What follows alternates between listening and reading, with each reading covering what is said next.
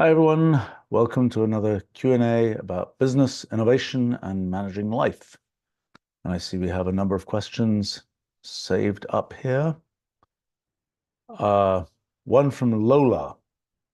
What advice do you have for business investors to pick the right ideas? The problem is ideas aren't the main story in investing. A pure idea is just the beginning of the story. A thing that is going to be a good investment and give you a good return, financial return, is something that to get to that financial return, there are many steps beyond the idea. The idea is just the beginning of the story. Now, I will say, when you say investing, one sort of assumes one means financial investing. There's a whole different story of you think there's a really good idea in the world, you want to make that idea prosper. There are ways to invest in ideas that are not the same as kind of financial investing in things like companies. I mean, there's philanthropy, there's just go get people to develop the idea directly. There's these kinds of things. But in terms of purely financially motivated investing, it's, the idea is just the seed. And the problem, the thing that has often surprised me is things that I thought were pretty bad ideas turned into really good businesses, and things that I thought were pretty good ideas never made it as businesses. Sometimes there are ideas where, like, it's a good idea, but it's 30 years ahead of its time. Sometimes it's a good idea, but the people who are, trying to run a company based on that idea just aren't very practical and can't make the company work. Sometimes it's a good idea, but the world just doesn't understand it. And people look back and say, gosh, we should have understood that idea back 25 years ago or something, but we didn't. The idea was in its time, but it just didn't take off for one reason or another. So, I think it's very complicated. And I think that what a lot of people who do like venture capital investment say is they're as much betting on people as they are on ideas. I mean, there are usually people, it's always a mixture.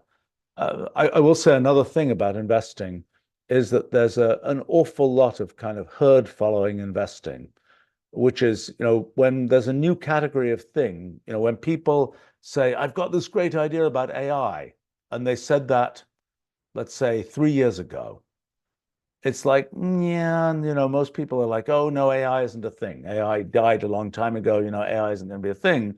And then suddenly AI is incredibly hot and everybody wants to invest in AI. And, it's a complicated thing because that very herd process helps the fact that people are investing in it means the valuations go up. It's a kind of self-fulfilling prophecy at some level that just because, the very fact that there are lots of investors in that market means that, for example, if you invest in a company and that company goes a certain distance, but then it really needs to be sold to another company, there's probably some other investor who invested in another company which can buy the company that you invested in. So the fact that there is this whole herd of investors is important in making the whole thing go. I mean, sometimes it looks a little bit Ponzi scheme-like, because you'll see, one venture capital firm invests in something and then they're selling that company to another company that they invested in. And, it's kind of like, what's really going on here? Because in a sense, you're buying out the first company with money that you invested in some other company and so on. And, a very cynical person might say, in the end, it's the kind of it's not clear who's winning in this whole picture, except that for a venture capital firm there are management fees that the very process of investing and taking action and selling things and so on, that's going to make money for the middle people, independent of whether it makes money for the entrepreneurs or for the original upstream investors who are investing in the venture capital firms and so on. It's a complicated world, and I think that it is realistically a world which is where the main goal is to make money, has a different set of kind of constraints and things that go on in it than a world that's about sort of ideas and the prosperity of ideas.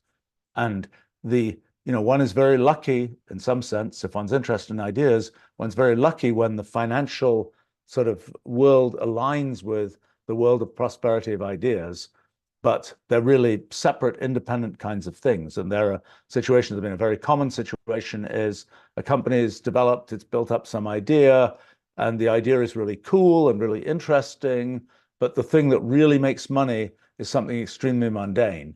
And then somebody will come in and say, look, we're a private equity firm or something, we're going to come and buy this thing, and let's forget about all that really cool stuff. That's just costing us money. Let's concentrate on the mundane thing that isn't really terribly interesting from an idea point of view, but that makes money. Let's just let all the R&D folk who are working on all the cool idea stuff, let's let them go, and let's concentrate on the cash cow that is really making money. That's a completely rational thing and a completely sensible thing for a private equity firm, for example, that is interested in making a return on investment. That's the rational thing for it to do. It's not the thing that leads to the prosperity of ideas, but it's a completely financially rational thing to do. So one has to realize that there's sort of multiple players in this world, some of whom are kind of on the idea side and some of whom are purely on the financial side. So the answer is I think it's always challenging I have to say I myself have done essentially no financial investing in things like startups in a long, long time. I did a long time ago. I didn't do terribly well from it. I quite often advise startups and have some participation in the startup as a result of that. But I have decided I'm not. My sort of role. I'm not a good source of kind of cash for startups. There are people who do that for a living, so to speak. I do not, and that's what the world of venture capital or even angel investing and so on is about. And you really have to kind of pay attention and watch sort of all the financial details. And it's not really about the idea side of the company. Let's see. Des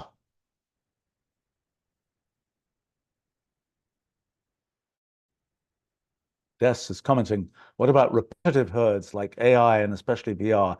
That's a fascinating thing, repetitive herding. I mean, it's funny because one might think, a wave goes up, everybody's into, well, for example, for AI, there was a surge of interest in so-called expert systems. In fact, my very first company in the beginning of the 1980s kind of went off in that direction primarily, not my interest in it and not what I was deeply involved in. But expert systems were kind of an early buzz concept for sort of the commercialization of AI back in the 1980s. And there'd been a sort of series of these kinds of AI is great, AI is coming. And then it kind of crashes and disappears. I think maybe it takes a generation, in some sense of the length of a generation, before people forget the last crash, and then they make the same. Then the enthusiasm can develop again. Now, sometimes there are just outright technical breakthroughs that sort of force the enthusiasm to develop again. But I would say that although maybe I rethink that. I mean, when there's sort of been a crash in some particular market segment, I'm kind of thinking that the memory of the market is quite short and that people are hopeful again really quite soon. I mean, as I say, there are lots of complicated dynamics in this market. For example, if you're a venture capital firm and you raised money from a bunch of pension funds and endowments and high net worth individuals and so on, and you say to the people you raise money from, actually, there's nothing interesting to invest in. That's kind of a losing situation. Nobody wants to put their money in a venture capital firm where they think it's kind of high risk, high return investment and find out that, well, the money's just in T-bills because you couldn't think of what else to invest it in. So there's a certain push on the part of things like the venture capital community, find more cool things that are going on because that's a way to raise more money for the funds, and the bigger the fund, the larger the management fees, and so on. it's kind of a win for the venture capital community. And the idea, so there is some driving force to get new things to be hot in the world, just because when you have venture funds, they got to invest in something. So there are all sorts of different sort of levers that operate. Sometimes they're not so obvious what the levers are. I mean, there are things that are like venture funds typically have a 10-year, maybe sometimes 13-year kind of lifespan. So that means that money comes in from the upstream investors, and in 10 years, something has got to happen with those portfolio companies. And if nothing's happened in 10 years, it's actually don't know exactly how that all works, but now that I think about it, but basically it's kind of like it's almost like a building that's been sort of fully depreciated, and you sort of don't care about it anymore. But let's see.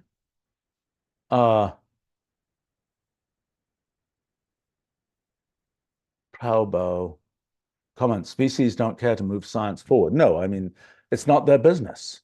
Their business is in investing money to make money. And that is, I mean, a very different thing. There are people, including many friends of mine, who are in the venture capital business who may be deeply intellectually interested in moving science forward. That's different from what they do for a living, which is to invest money. And I think this point that I just was making about the length of venture funds, the time span of venture funds, means it really isn't a long game. I mean, it really is, it's 5 years to have something happen. That's kind of the window. If it's something where it's like, invest in this, and in 30-something years, it's going to be amazing. There are investors for whom that's relevant, families, universities, things like this, where saying it's going to be great in 30 years isn't a crazy thing to say. But for a typical venture fund, it is a crazy thing to say, because the mechanics of how they operate just doesn't work on those kinds of timescales. And so it's got to deliver in 5 years, and perhaps for some kinds of science it's a much longer proposition. I mean, it's always an interesting question. A sad feature of these things, perhaps, at least from the point of view of people like me who are interested in the development of ideas, that often the pure idea is way ahead of where it is even possible to make money.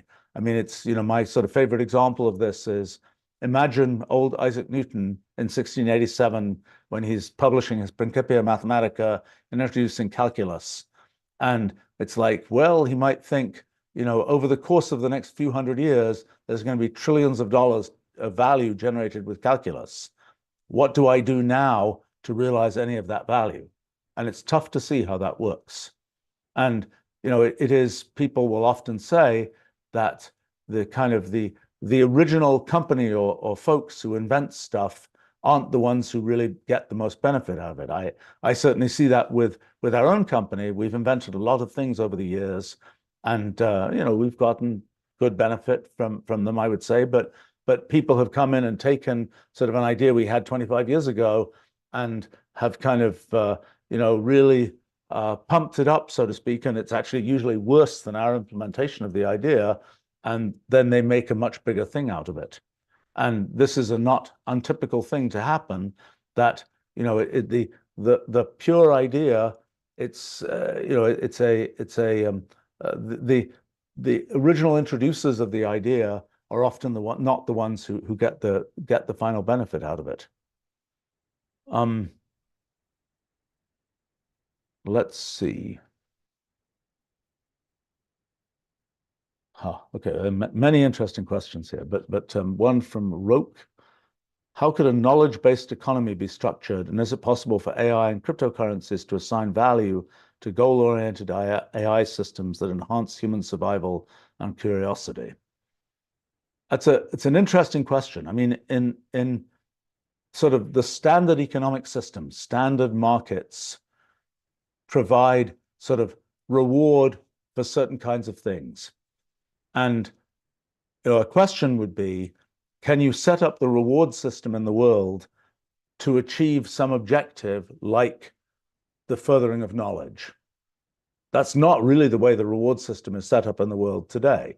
I mean, I think a very cynical point of view would be sort of the best way to make money is to be close to the money and to be somehow, it's like you can be a quant finance person, or you can be a payment processing person, or you can be something that's sort of in the middle of the flow of money. And when you're close to the money, that's how to make money, so to speak. And so if you're money motivated, that's, it's kind of like the thing that I somewhat lament, which is that a lot of very bright, capable kids, in college and beyond these days, they say, I'm going to go into finance. And, that seems to me a little bit of a shame, because in a sense, finance, it has its own internal interest, but in terms of kind of sort of moving forward things like knowledge and ideas and those kinds of things, it's not really about that. It's about kind of, it's about the sort of more local, more closed activity of, make money locally, so to speak, rather than build things which are sort of going to be long-term structures, ideas, or other kinds of things in the world. And so an interesting question is there a way of kind of tweaking the sort of market structure of the world to incent more of this, developed knowledge and so on? Unfortunately, it's not, the story isn't great right now. As I say, the people who invent ideas at the beginning are often not the ones who economically benefit. I mean, I would be kind of the first to say that I don't think kind of economic benefit, purely financial benefit, should be considered the sort of top objective of people. It's not been my top objective. I've led probably a much happier life by not having that be my top objective. I mean, my top objective, I suppose, is to do interesting things that I feel good about having done, so to speak. And for me, kind of the financial objectives are mostly of pragmatic value. That is, if I make a certain amount of money, then I can use that money to do more things that I think are worth doing, which I couldn't do if I didn't have that money, rather than the kind of end in itself type thing. And I certainly know many people for whom it's kind of been a major kind of life forcing function to say, let me make as much money as possible. Sometimes that's kind of a competitive sport. Sometimes sometimes it's, I would say that it's often a challenge. If you make a very large amount of money, what are you going to do with it? And I certainly know some people who've done very interesting things with very large amounts of money. I also know many people who've really done nothing interesting with very large amounts of money. And, they mostly are concerned about investing it, keeping it. Maybe they eventually give it away. They give it away in some very generic way. And it's something where you say, well, why did you bother to make all that money? And it's like, well, okay, it was, they liked the process of doing that, and they liked the achievement of having done it, but it wasn't in and of itself the thing that sort of greatly enhanced things. It wasn't something that that did as much for them or for the world as one might think it would, given the amounts involved and so on. But I think, this question of whether, if we look at sort of how does one sort of get people to develop knowledge, ideas, things like that. For me personally, a lot of that is internal satisfaction, that I like figuring stuff out. And if it's always, for me, it's also, well, there's sort of a question: when you figure something out, what do you do with it? Do you write about it and, make a book about it or something? Do you kind of, do you make a patent about it? Do you make a product about it, and so on? I would say that there have certainly been attempts in kind of to sort of incent the creation of ideas. For example, the patent system was originally, as conceived in the Constitution and so on, the US was sort of, what is it? I forget the phrase. I think it's added by Jefferson. I think it's something about to incent people in sciences and the useful arts or something. Notice that it does mention science, although that was never really followed up on, to, for a limited time, give them exclusive rights to their inventions or some such other thing. And so kind of from the very beginning, the idea was, let's have these patent rights. I mean, I think patents were originally invented in the 1600s in England. But let's give people these patent rights as an incentive to get people to invent things, because if they invent things and then everybody else just takes their invention and they never get anything from it, financially or otherwise, then there's little incentive to invent things. But it's good for society if people invent things. So let's give people who invent things a sort of government guaranteed exclusivity for a certain period of time. Now, like most of these incentive systems, it goes crazy after a century or two has gone by. It's been so deeply gamed that perhaps the original concepts are somewhat lost. And sort of there's a question of, can one do things like this in other parts of in other domains? I've certainly thought about the kind of tokenization of ideas and kind of know-how and so on. I think there are some things that can be done. I don't consider them terribly satisfactory, the things that I've figured out, at least. Just right when I was sort of figuring out how that might work, kind of the world of cryptocurrencies kind of deflated, at least for then. As someone was mentioning earlier, there's this sort of cyclicity that we're seeing again of, Bitcoin rises again, so to speak, nowadays. There was a question here specifically about advice for riders of the current Bitcoin wave. There's this question of, some people I know say, look, cryptocurrency is fundamentally worthless. I think that's a short-sighted view. I think that the real point is things are worth something when people can in some way assume that value.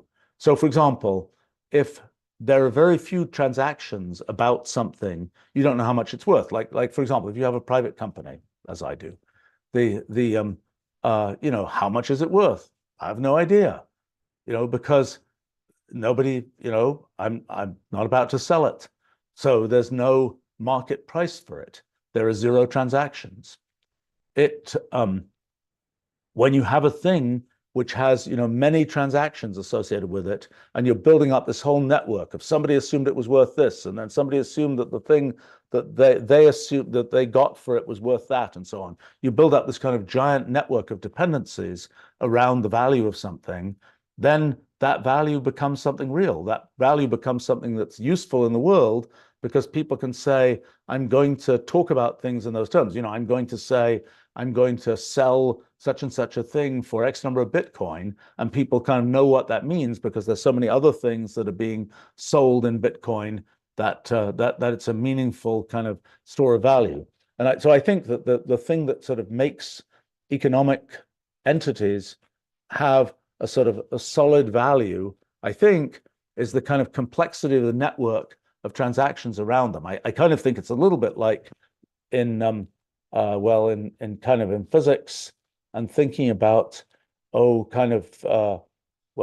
favorite kind of concept of mine, computational irreducibility, this kind of idea that that things behave in a way that's complicated enough that we can't predict what's going to happen, and they kind of look random to us. That seems like kind of a bad thing, but on the other hand, when things look random, it means that you can kind of count on them being roughly their average. So, for example, you have a bunch of molecules bouncing around in a gas, you can count on it being the case that the pressure of the gas is roughly given by sort of the average of all these molecules bouncing around. You don't have to worry too much if it's random enough. There's a giant fluctuation that changes the pressure of the gas. So, and I think that's the same kind of thing in economic systems, that the idea of a sort of a solid value for things is somehow associated with this kind of complexity and randomness of the network of transactions that are around those things. Now, having said all this, I'd be kind of hoping one of these days to actually work that out in more detail and try and understand sort of how one turns that into a real sort of theory of economics and so on. And one of my actually motivations originally was sort of trying to understand this question about, is cryptocurrency actually worth anything? And in what sense is it worth something? Because, a common belief in economics has been it's worth something if there's sort of a real thing you can hold up that sort of makes life better, has some utility to people as a thing you can, eat or whatever else. And I think that I think that's, I don't think that the kind of the instantiation in the quotes real world is actually a necessary feature to have a thing that you can say has solid value. I think in a sense, that's a very pre-computational view of what it means to have value. I mean, I would say that another thing about value tends to be there is a certain value in sort of organizing things, even quite abstractly, like when you make software. I mean, there was a time when in the even by the early 1980s, when people still weren't sure that software really had value. It's just these bits flapping around, and how can that really have value? Only, the hardware, the physical thing you can pick up, that's the only thing that has value. Everything else seems too slippery to have value, so to speak. And I think and I think there's sort of a generalization of that, which is there is value in this kind of network of assumptions about things, but there's more to understand about that. And I've tried to educate myself a bit about economics, but I wouldn't say that I feel like I have my arms fully around the subject and can talk really sensibly about it. I will say that one feature of that clearly is generating value is you have lots of raw materials of a thing, like an iPhone or something. You have the raw materials, and then you have the assembled thing that sort of organized those things in a way that's useful to people. And that kind of the fact that you've kind of taken sort of these things that you could have put together for yourself, but you've somehow jumped ahead. It's kind of a story related to computational reducibility. It's a kind of story of a piece of reducibility, that you have this thing that you can think of as just an iPhone, rather than it's the sum of all its complicated parts. Let's see. Atlante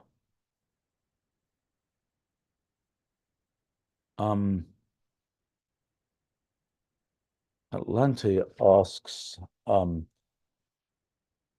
all true innovations change something in the world for the better. Is it true that all innovations, if properly organized and packaged, can make a lot of money?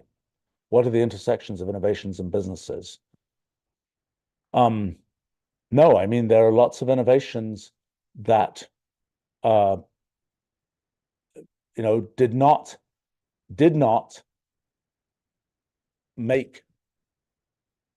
turn into businesses and make money. I mean, there are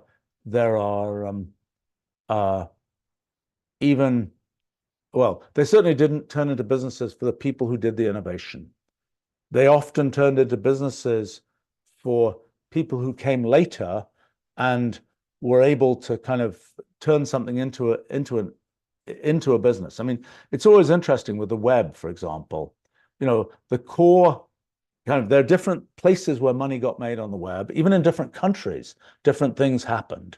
Like, for example, our search engine's a big source of money. Is email a big source of money? In some places, email was sort of the big thing. Some places, search engines the big thing. Was web hosting the big thing? Was the creation of web pages the big thing? It's kind of funny that some of these things have been there's different places that value that money got made, sort of somewhat independent of where the innovation happened. It's kind of a funny thing there, I think. Let's see.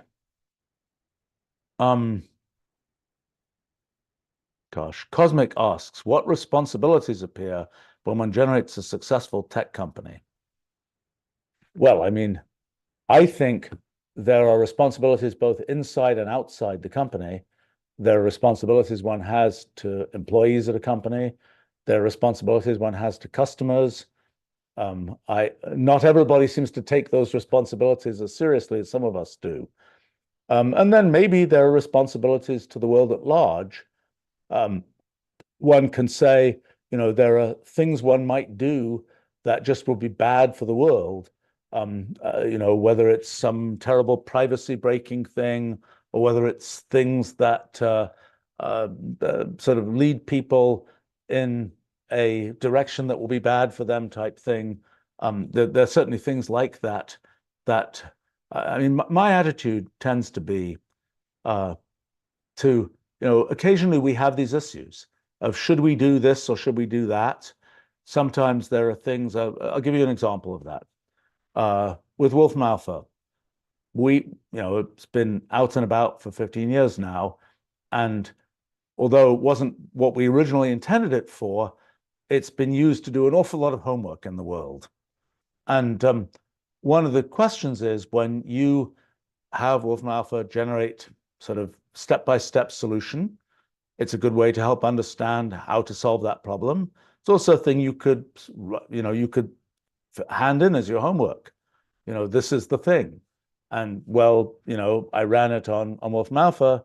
I didn't write it out for myself. Maybe so it's kind of like, well, that's not really what you should have handed in for your homework, maybe.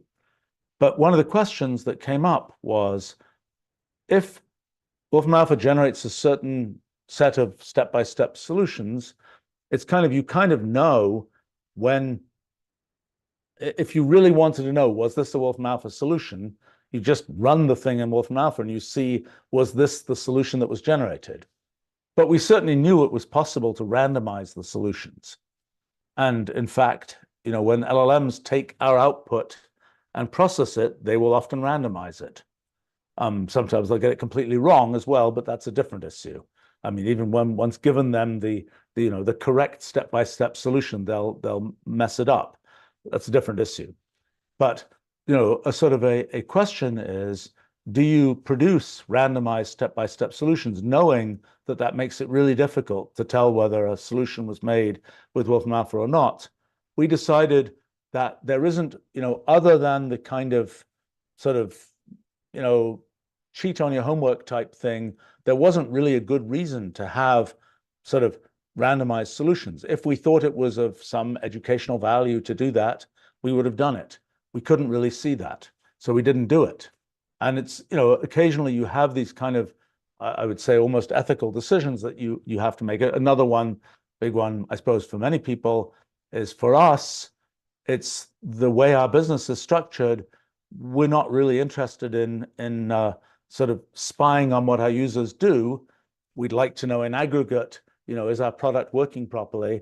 But in terms of the detail of this person is doing this particular thing and this one's doing this particular thing, that's the nature of our business is just not such that that's important to us. If you're running a business where you're sending ads to people, then you want to know as much as possible about those people. For us, it's like, well, we're happy if you buy products from us, but beyond that, it's kind of like what you do with the products is purely your own business. And so then, there are lots of things we've done that sort of try to make sure that user privacy is maintained, and even things we've done which are where people who would run, for example, an ad-based business would be like, oh my gosh, why are you doing that? That's completely crazy. Why are you slicing off the IP addresses separate from the queries so that you can't identify any of them? That just seems like it's crazy. But for us, that's kind of the decision to make, because the nature of our business is not based on, targeting people with ads and so on. It's and so it seems like the right thing to just maintain privacy as best we can, so to speak.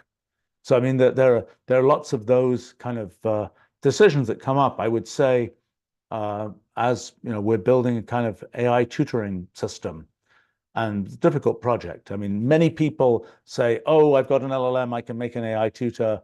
It's going to take me 15 minutes." All of those don't work. The actual problem of doing this is actually really quite hard, and I'm not certain we'll succeed, but looks promising.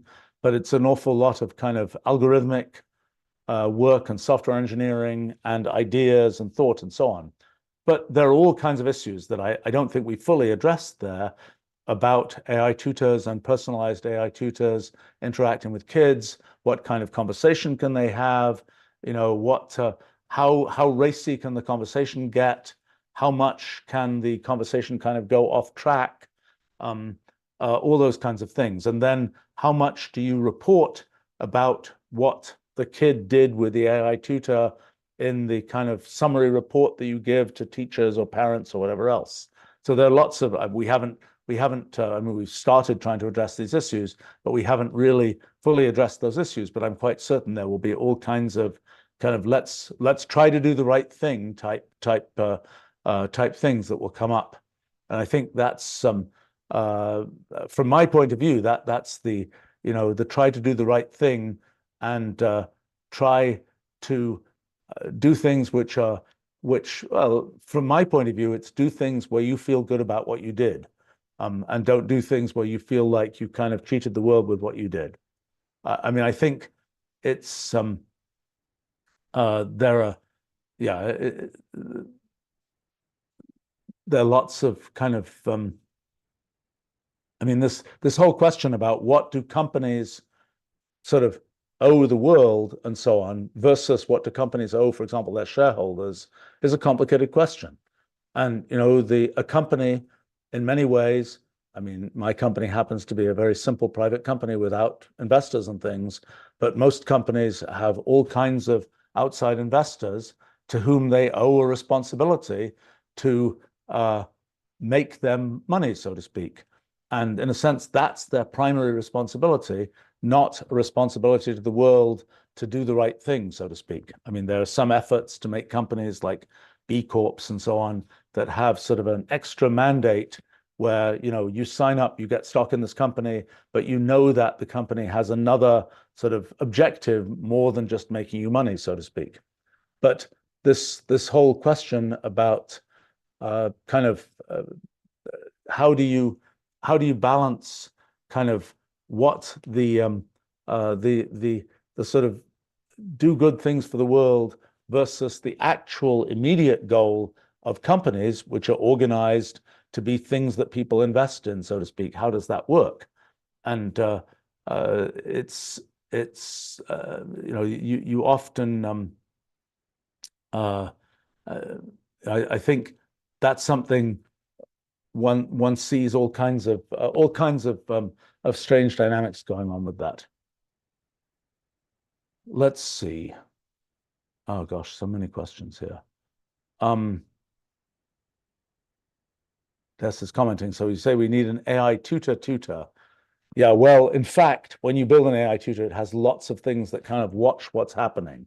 So it's kind of like it's not one AI, it's a whole collection of AIs that are watching AIs and all those kinds of things. Let's see. Arjan is asking, innovation in technology is often giving a double-edged sword in the hands of many. How can I come to terms with it morally if someone abuses the power of the technology I invented? It's an interesting question.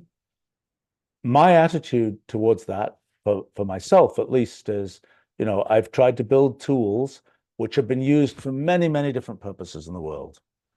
And I think it's my attitude is we make these tools, we try and make them as good as we can, and whoever sort of legally buys them, and then they do with them what they do with them.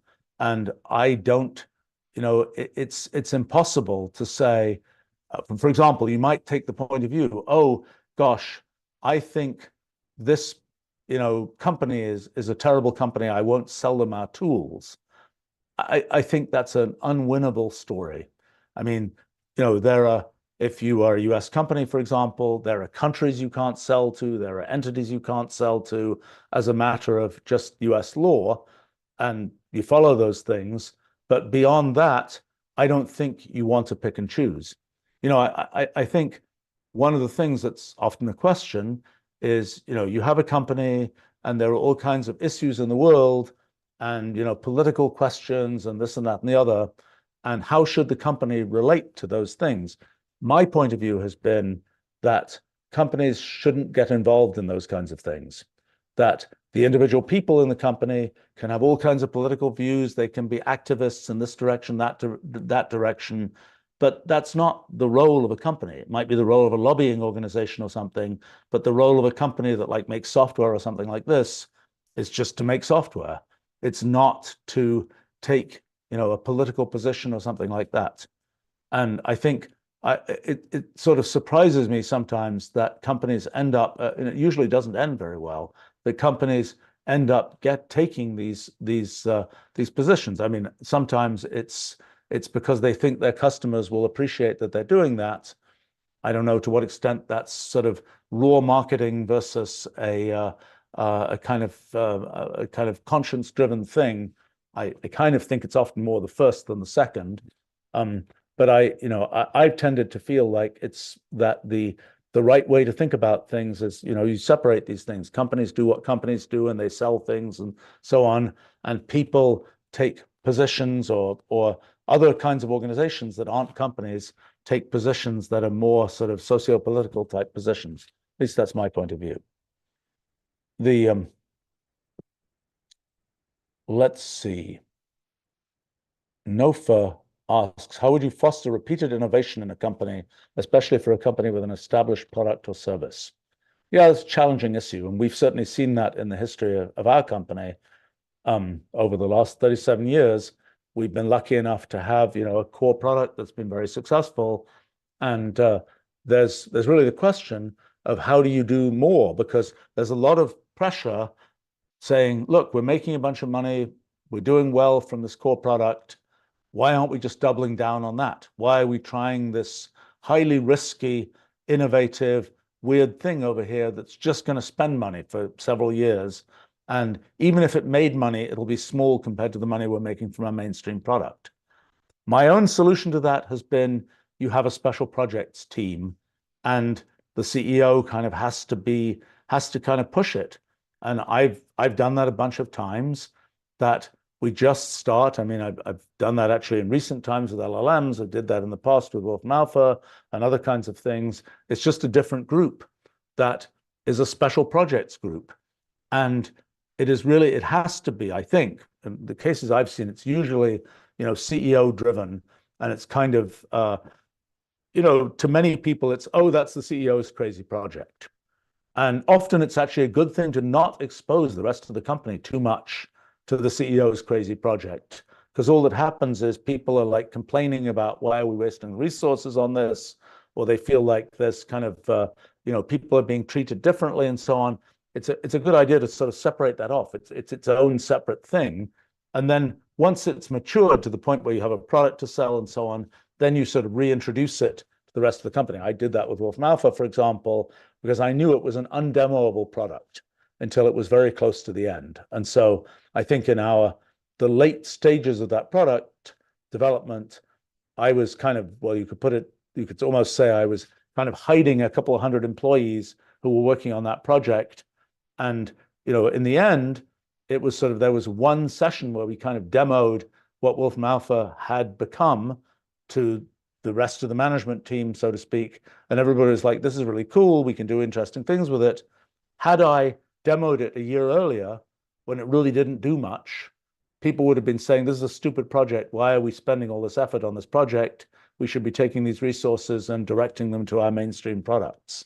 So it requires some degree of insulation, I think, of the special projects effort. Now, what you find with the people who work on special projects, I would say probably, I don't know, and this number has probably changed over time for us, but probably the majority of people who work on a special project, when that project is successful, they stay with that project as it becomes mainstream. I've always wanted to have something where I have more of a pure special project team that goes and does this special project. Then when that one goes mainstream, they go on to the next special project. But it seems like what usually happens is the people who grow up with that special project, and when it becomes successful, they're all excited about that. And also they were kind of picked to be optimized for that particular special project, and they become sort of mainstream operatives, so to speak. And you kind of have to get a new crew or pick them out of existing groups and so on to do the next special project, so to speak. But I think these things end up being rather CEO driven, and it's pretty difficult, in my observation at least, to have them sort of driven in other parts of the company.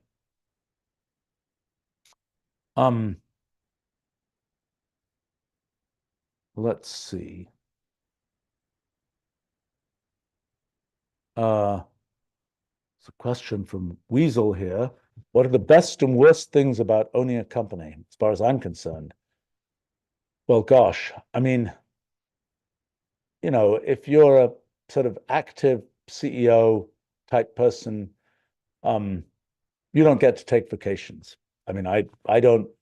I like what I do. I don't mind it, but I can't take a day off, so to speak. Somehow there's fate has set it up so that whenever I think, well, maybe I'll take this day and I'll do something completely irrelevant, something happens where I really have to pay attention.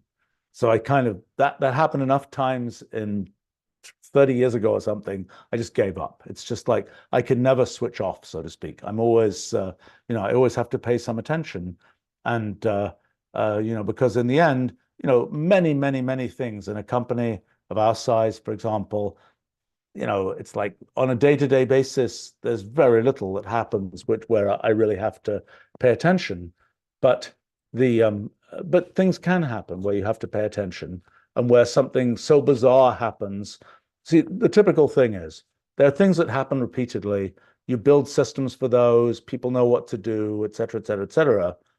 But with some frequency, something will happen that's just not part of the kind of the set of things that people know about. It's just something, oh, it never happened before. What do we do with this? It's just something totally bizarre that you'll never be able to write kind of the operations manual to cover everything.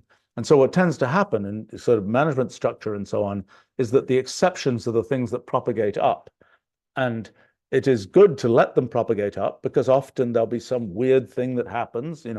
Maybe it's once every couple of weeks, once every couple of months, something will happen that's sort of a weird thing. And it's like, what the heck should we do about this? And it'll, land with me. And, it's rather easy usually for me to say, well, we should do this. And, I can say that because I have a decent amount of experience, and because it's kind of, my problem if we make a mistake. And so I can just say, let's do this. And if it's just not resolvable at sort of lower levels in the company. And so, that's one of the things that you kind of have to be able to do that. Another thing that happens is parts of a company that you don't pay attention to, eventually they have a habit of atrophying. Often, when you have good leadership for those parts of the company, they can stay quite vigorous. But over time, things sort of, they kind of wander in directions that don't necessarily align with the main things that the company is doing. And you kind of have to be prepared to sort of go in and sort of deal with those things, even though it's kind of like, well, it's been years since I really had to deal with this. But even though I thought this was a solved problem 8 years ago, now I have to think about it again. Those are some of the things that are a little bit of a drag from time to time. And it's also another thing that happens is, you get people, good people, and we've been lucky enough to have a lot of good people who've been with our company for a long time. But, occasionally things will happen, and, you have enough people, people will die, people will quit, people will freak out in various ways. If you have enough people, those things are going to happen. And it's, those are always, they're kind of trying things, they're difficult things. But the advantage tends to be our company is about 800 people these days. And that's sort of big enough that there aren't terribly many single points of failure. Smaller companies, you have more single points of failure. Bigger companies, you have more difficulty kind of doing things like sort of turning the company in a slightly different direction, those types of things, which is why I've kind of kept our company at about the size I have. And it's sort of big enough to to be able to do a lot of things. Now, I will say the question was what was good and what's bad about owning a company, running a company. The thing for me is I generate ideas. I like to see ideas kind of prosper in the world. For me, the company is a great machine for turning ideas into real things. And in a sense, the company is also a great environment for me to develop ideas and so on. It's a very good group of people with whom I can kind of bounce ideas off, and who can bounce their ideas off me and so on. It's a good sort of environment for getting things to happen, so to speak. Plus, it has the actual machinery to get products out and things like this. I mean, I would say that my strategy at the company has tended to be kind of automate as much as possible. It's kind of like, let's not have more people, let's just have more automation. And that's a thing that's certainly, we make deep use of our actual technology and Wolfram language and so on to do that automation. But that's kind of been one of the things is that sort of automation is always higher leverage, easier to manage than groups of people. I think that's it's probably not true for everybody that technology is easier to manage, automation is easier to manage than people. I think that's if you understand the technology, that tends to be the case. Even if you like people and don't have a fundamental problem managing people, if you understand the technology, it's the technology requires less maintenance, so to speak, than people tend to require. So, I think the main thing about companies, as far as is that they provide kind of leverage for ideas. It's you could have some pure idea, and it's like, well, how am I going to work this out? Well, you have a company that is sort of has the right capabilities to do it. You can really sort of turn that idea into a real thing. Let's see. Question here. How do you market or demo a product that is a vast improvement over existing methodologies, asks Tim, but takes a massive effort to learn? Well, I think usually the way that works is you sort of fill it in with consulting and services. I mean, one thing is to say, I have this great product. It's going to take you a month to learn anything about how to use it, but it's going to do fantastic things for you. In a first approximation, people are going to say, I can't be bothered to spend that month. I just want the fantastic things it can do for me. And so typically, the right sort of lubrication for that is to have a services group, solutions group, whatever, that will say to people, look, this is the amazing stuff you could do with this product. Let's come and do it for you. And if you say this is great, then you learn it yourself. And maybe you learn it from the specific use case that the consulting team built for that organization, and kind of inject it that way. I think that's probably my best suggestion for what to do in that case. I think it is usually sort of delayed gratification for people is often very difficult to sell. I mean, it's kind of like you're going to have to spend a lot of effort, and then you're going to get something good in the end. Is often very challenging. It's often much more, oh, I can get something cool in the first 5 minutes. That's what I want to get, so to speak. I mean, clearly, to a certain extent, by the time you have kind of a circle of customers, depending on how coherent the market is, and whether once you get one customer who's like been incredibly successful doing something with this product, then other ones are like, oh, we should check this out as well. And that helps you get over that big sort of barrier of, oh, you have to spend a lot of effort to learn it.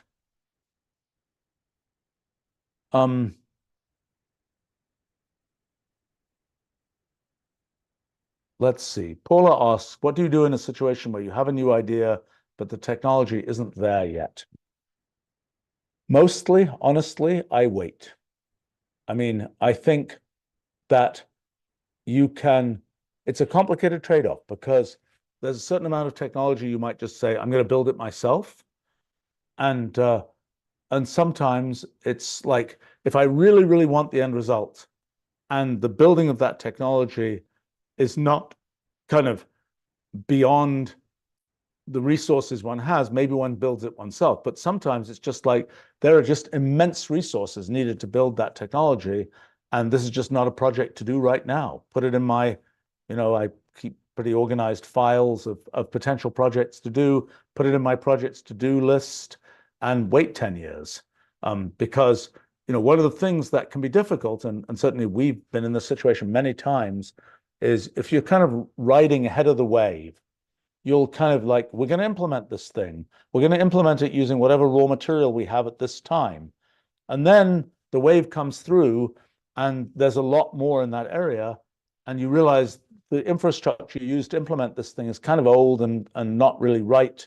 And you have to re-implement it. I mean, this, you see this happening with, whether it's, cell phones put into countries like the US, where cell phones were put in early, and there are aspects of the system that are kind of cruddy compared to countries where they just sort of waited and then all the latest technology was ready and they could put them in. I mean, we've seen that, for example, with our machine learning capabilities.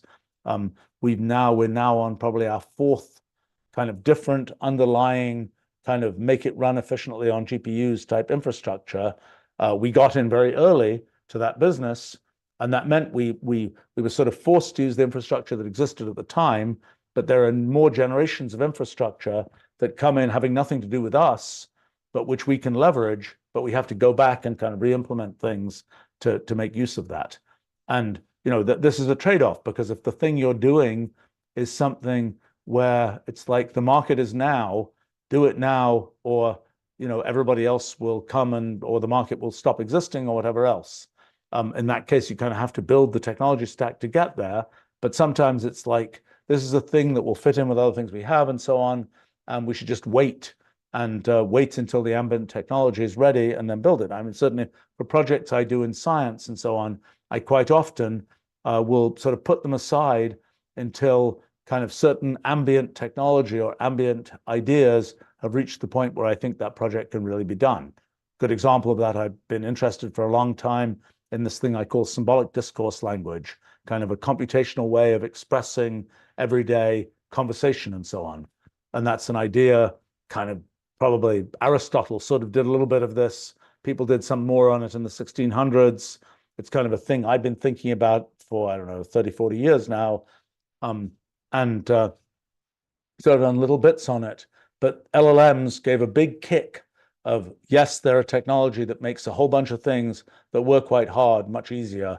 And so that project can now really be underway. Let's see, a few more things here. Neo says, I'm joining a very large law firm to help them think through what the firm will look like as they adopt LLMs and GPTs.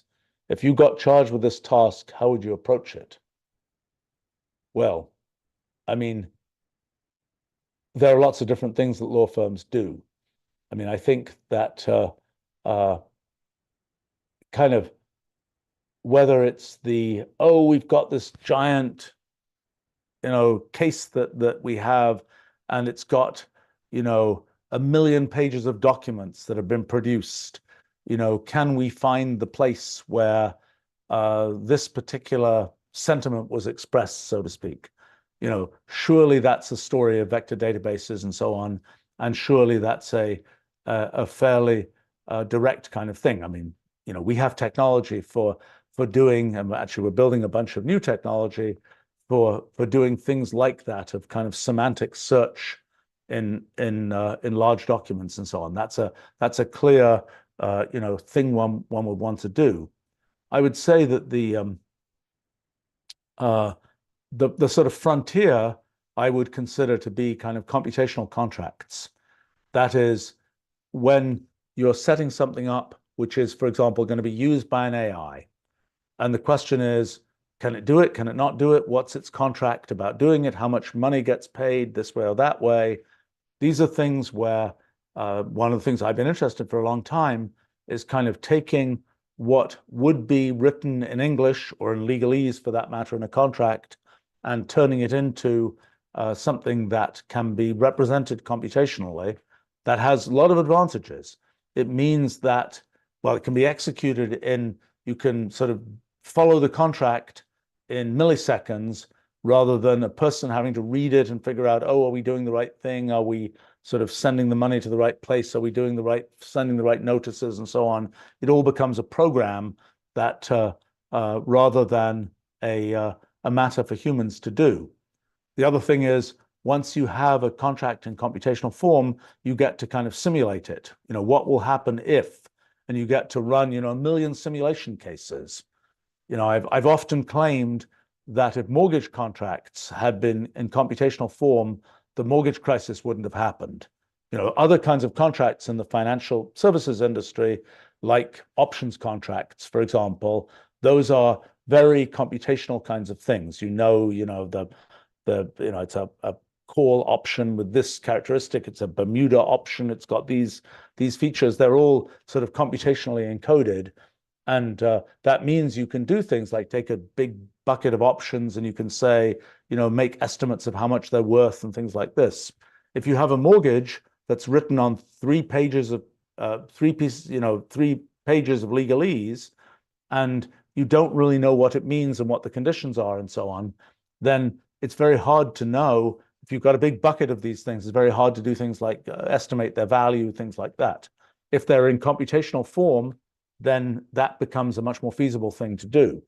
And I think that that's one kind of thing. So when it comes to, did we follow the contract and so on, there'll be a whole area of law that has to do with dealing with things that were computational contracts and something went wrong. And then the whole thing sort of blows up and you have to figure out, how do you figure out what happened? How do you figure out who's at fault, et cetera, et cetera, et cetera? I think, but the construction of computational contracts will be a thing initially, probably in things that operate at very high speed, faster than humans deal with things where the individual operation of an individual piece of this contract doesn't have great financial significance. It's fairly small amounts of money each time it's run, although it might aggregate to very big numbers. And I think that sort of the construction of those kinds of code as, contract as code, that's surely a coming thing, although it hasn't fully come yet. The other thing I think will happen is contracts where both parties agree we're going to use an AI to decide this particular thing. We are rating whether the fruit that we're delivering is ripe or not, or whatever else, or is damaged or not. Okay, we're going to agree that this image identification classifier is going to decide, is the fruit damaged or not? And both parties will agree that's what's going to happen. And then, off it is, running that. And maybe somebody figures out how to paint weird stuff on the fruit to confuse the image classifier. And when it's not clear how you deal with that, but that the basic operation of the contract will be, we're going to use the judgment of an AI rather than a human judgment to decide this. And by the way, we don't then have to have the human fruit inspector. We can just have the machine vision system decide this, and that will determine whether the shipment will be accepted or not, or whatever else is going on. I mean, I think this whole question of, well, I think there are many other kinds of legal issues. I mean, for example, there are questions about the actual operation of LLMs themselves and the construction of things like terms of service for LLMs.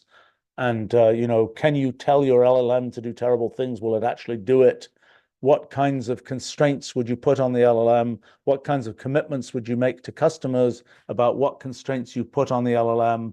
Those kinds of things. I think, by the way, putting constraints on LLMs is quite difficult, and they tend to get dumber the more constraints you put on them. This is a kind of a theoretical story of, computational irreducibility is what lets computation really run and do what it can do. As soon as you try and constrain it, you're forcing this sort of reducibility, understandability, which kind of prevents the computation from being as sophisticated as it could be. So you're kind of reducing its potential value by the very act of constraining it, it's reducing its potential value. Obviously, there are going to be all kinds of issues about, there's a whole new world of intellectual property and places, things which you can start to imagine doing, like saying, you've got these two different you've got this kind of thing that somebody derived. They built something in a video game, and then somebody derived something from the thing they built. How different are they? One can start to imagine that there's kind of an AI-based thing that will say, well, based on my kind of AI experience, this is 70% different or something. And again, if people get comfortable enough with that, that becomes a thing where sort of people in the game or whatever else will agree, yes, we'll abide by what the AI says our percentages are, and that's how we'll distribute royalties or whatever else on the things we create. I think I'm thinking, one of the things about, for example, sort of AI and law. I've been somewhat involved in kind of the concept of computational law and so on. I think it's an interesting application area. It's kind of ironic that Leibniz in the late 1600s was first talking about these kinds of things because he was sort of a lawyer. In fact, his PhD thesis, which he wrote at a rather young age, was about resolving legal conflicts using logic. His idea was, oh, you don't want to waste all that time with people kind of running rhetoric against each other, so to speak, to decide a legal case. Just use logic, which was sort of his best approximation to computation. Just use logic to decide the case. And it's kind of like you bring in all the pieces and you can just know, oh yeah, this side is right, that side's right. Well, that didn't happen at the time. It's sort of, for theoretical reasons, is more difficult than you might think. But there's sort of a question of to what extent one can get to that now. I think in I mean, there's a whole different question, which is, when you have an industry like the legal profession, and you've got people who've been practicing law for decades, and they've got a particular way of doing things and so on, there's always sort of the question of, well, how do you get them to do something different? And it will probably be the case if you go into a big law firm and you say, how many of these contracts that you're writing or how many of these documents you're writing are kind of boilerplate and could be written by an LLM? The answer will be, well, actually a fair number of them could be. I think but then you have to actually get the people who've been writing these contracts by hand for a long time. Are they comfortable with an LLM doing some pieces of it? Is it enough to have people, to say, well, get the LLM to write the first draft? Or if you're modifying this contract for some particular purpose, get the LLM to produce the first draft. How do you then get the human to be paying attention enough to read the contract and not let slip some terrible hallucination of the LLM that's going to lead to all kinds of trouble? And I think that's, the dynamics of how you sort of do QA on an LLM's output is an interesting one. And I kind of wonder, I think that's sort of a system you'd have to build is, first you have to convince people, look, I can take this kind of boilerplate writing that you're doing and I can get an LLM to do it. And by the way, I can get another LLM to look at what happened and to notice things that maybe the human wouldn't always have noticed. But then you have to figure out what's the human system for having people kind of read these and check that the LLM did the right thing. Maybe you invent some system where the human who's reading it is generating kind of, I don't know, it's very difficult, I think, when you just say to people, here's a thing, check it's right. You have nothing to do other than check the box at the end. People veg out quite quickly when they're just doing that. If you give them nothing to do other than just sort of, is this okay? So I kind of think one has to invent some kind of system where people would be, in a sense, I don't know exactly what it would be, but would be kind of commenting on the LLM for some reason that's worthwhile or something that gives them something to do, some way to really engage as they try and read a document and check it. Anyway, a few somewhat incoherent thoughts about that topic.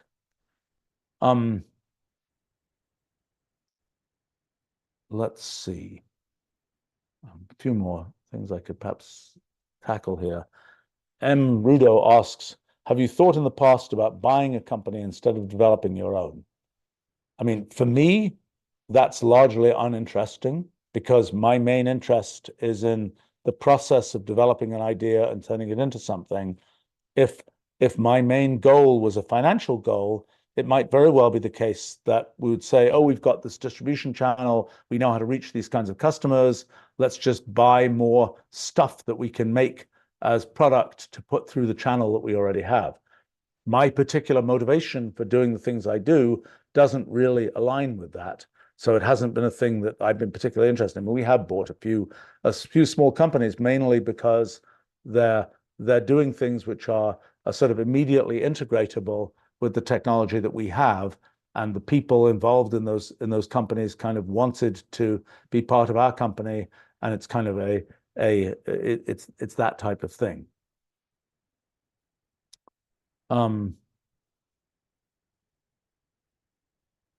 Let's see.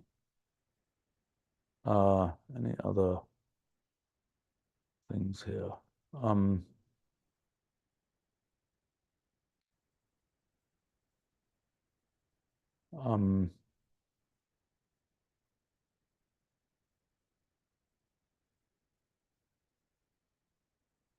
Just scanning list of questions here, see if there are any I can address.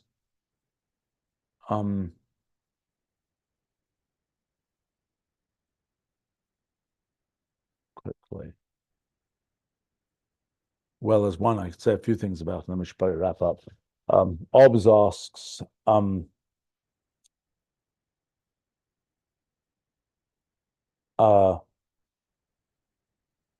far is AI from setting its own goals and objectives? Okay, let's take apart that question. I believe that question sort of makes no sense because sort of there are an infinite collection of things that a computational system can do. The issue is, and in fact, in my own work in science, I've often been concerned with kind of going out into the computational universe of possible programs and just running different possible programs, enumerating billions of programs, running all of them, seeing what they do. That's an interesting matter of science, but you look at these programs, they do all kinds of complicated things. The question is, are those things that we humans care about? But that's a deeply human decision. That is, we could say, I think, I want to develop something where I'm going to have a whole movement in art that's going to be about things that look roughly like this. Then we care about that. Or, oh, I see this thing that will be something that is useful to be a webcam holder on my desk or something. And because I, care about having a webcam on my desk or something like this, I need that.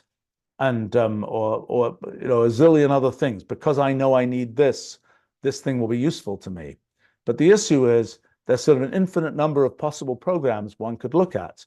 And if you're an AI and you're just saying, well, what programs could I start looking at? You can look at an infinite collection of them. Which ones do you care about? Well, we humans, for whatever sort of external reasons, whatever kind of details of our biology, our culture, whatever else, there's certain things that we choose to care about. There's certain things we were talking earlier about kind of the herd mentality of investments in different directions. It's kind of like, well, why do people care about this thing? That thing, people care about it because other people care about it. It's this kind of self-fulfilling kind of direction, and it doesn't, there's no abstract way in which you can say that's a fundamental thing to care about. People care about it because they care about it, maybe even just because other people care about it. So for the AIs, this question of what should you care about is not really a question that's answerable within the framework of AI itself. It's something which, if you have sort of the humans in the loop, they have an answer to that. For the AIs themselves, absolutely, you can make AIs that just go off and build a whole tower of capability. You can do that. You can make an AI that's sort of going off in the computational universe and just running whatever programs it feels like running. And maybe it's taking one program and it's seeing, given this program that I ran, how can I make that program more efficient? Or how can I make that program take longer to run if that's something that's its objective, or do this or that or the other. And so you kind of see this kind of infinite branching out of possibilities. And so AIs, in a sense, can, if you say set your own objectives, you have this thing that is just filling the computational universe with possible things to do. And the thing that the humans, in effect, are doing are editing that and deciding these are directions we care about and these other ones are not. There's no, you could have an AI kind of roll a dice to determine that, as perhaps human society has in many cases almost rolled a dice to determine, let's go this way rather than that way. Let's use this word to represent a computer rather than that word to represent a computer. That was sort of at some point some arbitrary choice. So I think it's easy to make AI have its own objectives. It's just not very interesting to us humans. And I have no doubt that when sort of I'm sure there are already more AIs than humans in the world, but when humans become a deep minority of the kind of entities that are computing things in the world, there's an interesting question of to what extent there's a kind of inner life of the society of AIs, probably quite incomprehensible to humans, that builds up. I mean, it could start with a piece of code that is just doing something that is, you just run more of that code, and that code becomes something that other AIs say, we've got to pick this piece of code up because it's needed for this protocol for doing this. And pretty soon you have a lot of stuff just running in the kind of AI ecosystem that is sort of freely running and not really connected to human objectives. It kind of reminds me of a thing that happened years ago with large computers, so-called mini computers that were very big compared to computers today. But they had these operating systems, and the operating systems, one of the roles of the operating system is say, which process, which job should I run next? And a thing that happened was that people got very sophisticated about scheduling jobs. Which job should be running in the CPU now? Which one it should run for 5 seconds, and then it should be swapped out, and this other one comes in. There's all kinds of ways to optimize that process. But then what happened in some cases was that one realized that 90% of the time for the CPU was being spent in the scheduling process. It wasn't actually doing anything. It wasn't doing something which has a direct human purpose. It was just grinding around, trying to schedule, trying to optimize which job should run next. And I suppose that's a case in which one can almost think that there's an inner life for the computer that is sort of quite disconnected from the actual things that the computer is trying to do for its users, so to speak. Anyway, we should wrap up there. I should go back to my day job, but thanks for joining me, and see you another time. Bye for now.